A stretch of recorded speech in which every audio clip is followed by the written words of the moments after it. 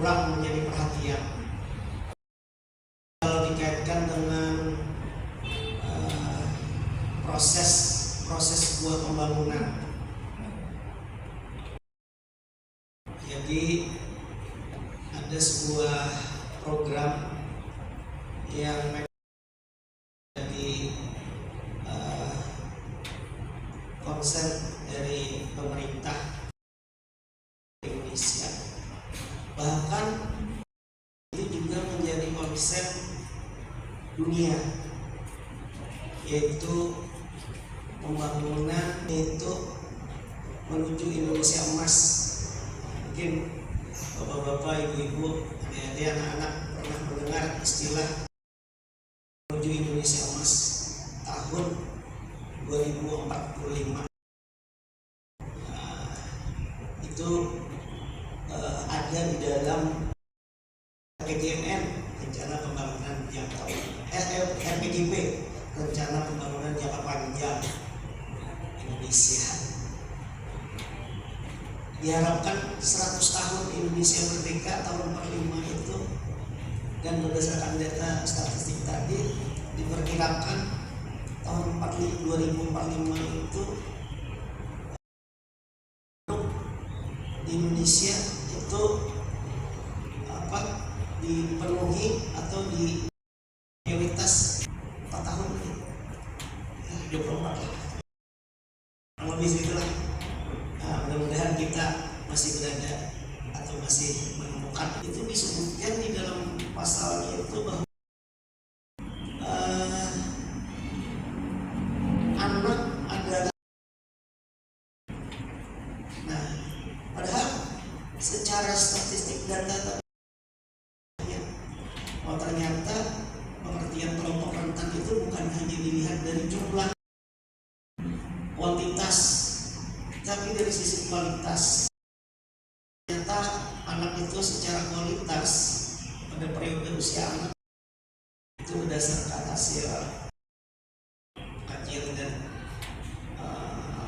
hasil penelitian bahwa secara kualitas memang kelompok manusia atau penduduk di usia anak itu rentan, terbatas kemampuan fisiknya, juga secara kejiwaan, kemampuan untuk menghadapi masalah misalnya. Karena itu mungkin kalau bapak-bapak, ibu-ibu masih ingat, mudahan jangan salah datanya, tahun 23-24 itu ada 3 kejadian bunuh diri siapa? Usia anak. Jadi itu mungkin salah satu penyebab rentan anak menghadapi masalah yang melampaui kemampuannya untuk mampu istilahnya tidak selamanya di usia-usia tertentu mungkin tidak bisa lagi hadir di masjid, karena itu anak-anak itulah yang nanti soal kita. Karena itu membicarakan hak anak sebenarnya bukan sesuatu yang asing dalam Islam. Justru ajaran Islam sejak awal sudah menanamkan bagaimana anak harus diperlakukan dengan adil, dijaga, dididik, dan disayangi. Jadi kalau di dunia, Bapak Ibu, ada namanya Konvensi Hak Anak yang dikeluarkan oleh Badan Dunia PBB. Jadi ada kurang lebih 54 pasal di dalam Konvensi Hak Anak. Kalau asbabul wujudnya, ada istilah kita kaitkan.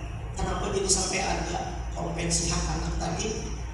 Itu penyebab utamanya karena didasarkan atas kondisi dunia pada umumnya, dampak dari bencana, baik itu bencana alam maupun bencana sosial. Nah, pergerakan yang disebut dengan anak. Nah, jadi di Indonesia pada khususnya dan dunia pada umumnya sudah ada aturan yang menyebutkan bahwa yang disebut dengan anak itu adalah seseorang yang belum berusia 18 tahun. Di Indonesia menurut undang-undangnya ditambah satu kata frase, ada satu frase dalam standar tadi, yaitu yang disebut dengan anak adalah seseorang yang belum berusia 18 tahun di Indonesia ditambah termasuk yang masih di dalam kandungan kelompok yang rentan tadi, akhirnya kurang menjadi perhatian walaupun jumlahnya banyak, walaupun mereka berada di lingkungan kita, jadi dekat di mata tapi jauh di hati. Ada istilah itu mungkin sudah saatnya kita samakan persepsi. Apabila kita menemukan seorang atau beberapa orang yang usianya belum 18 tahun lalu melaksanakan pernikahan, maka istilahnya bukan lagi yang lain dalam prinsip konvensi hak anak yang ulun pikir itu atau bisa sejalan dengan ajaran Islam. Yang pertama, non-diskriminasi, artinya semua anak harus diperlakukan adil. Misalnya dalam surah An-Nahl ayat 30, Bismillahirrahmanirrahim. Innallaha ya'muru bil wal ihsan. Sesungguhnya Allah menyuruh berlaku adil dan berbuat ihsan. Kepentingan terbaik bagi anak.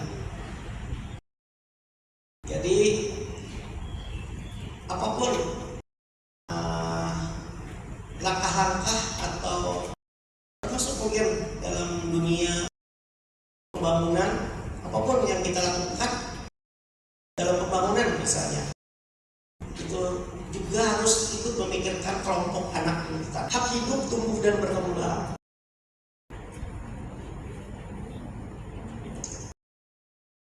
Janganlah kamu membunuh anak-anakmu karena takut miskin. Kamilah yang memberi rezeki kepada mereka dan juga kepada surah Al-Isra ayat 31. Jadi ayat ini mengajarkan bahwa anak harus dijaga kehidupannya, keselamatannya dan masa depannya. Anak tidak boleh menjadi korban kekerasan, penelantaran atau perlakuan yang merusak tumbuh kembangnya. Jadi kalau kita punya data Bapak Ibu, itu setiap tahun atau setiap bulan itu secara data ilmu akuntansi, jadi dilihat dari properti, aset yang kadang boleh diurusi orang lain. Ini anakku gitu, yang lain. Padahal kita punya kewajiban. Jadi bicara tadi pembangunan anak, ada 4 pilar yang mendukung pembangunan anak. Tidak mungkin hanya orang tua. Karena tadi kalau dilihat perspektif waktu, anak juga berada di lingkungan, sehingga lingkungan juga didukung oleh masyarakat. Jadi pembangunan pilar pertama pemerintah. Jadi pemerintah tadi wajib karena sudah punya aturan. Yang kedua masyarakat. Nah, pilar yang kedua, pilar yang ketiga dunia usaha. Jadi dunia usaha juga mendukung. Kita ikutkan.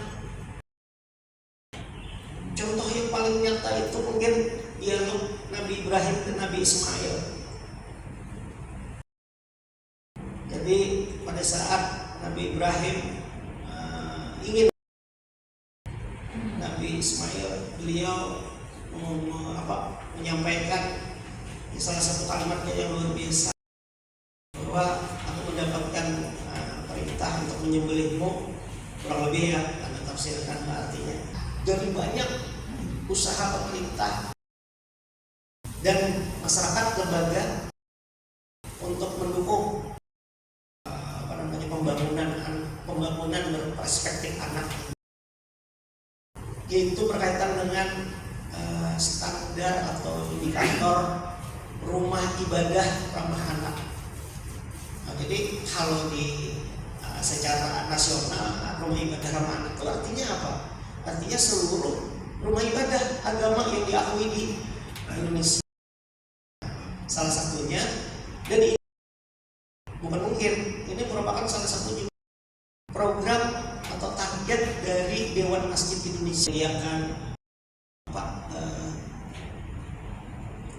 apih ukuran anak. Kadang-kadang anak di perjalanan pakai celana pendek, kebiasaan seperti itu dengan tersedianya fasilitas. Insya Allah masjid akan menjadi tempat yang menyenangkan dan terus diingat. secara terstruktur apa yang belum sampaikan. Insya Allah dengan adanya usaha-usaha kita tadi, umat Islam khususnya lagi wabil khusus di Kota Banjar, mudah-mudahan apa yang belum disampaikan ada manfaatnya, mengingatkan ulun pada khususnya, karena memang bicara tentang kelompok anak ini yang sulit untuk, karena orang tua saja kan ada di sekolahnya gitu. Jadi sekolahnya itu terus-terusan ada lulus, tapi ujiannya banyak. Demikian, Allahu wa bihamdika asyhadu an la ilaha illa anta astaghfiruka wa atubu ilaik.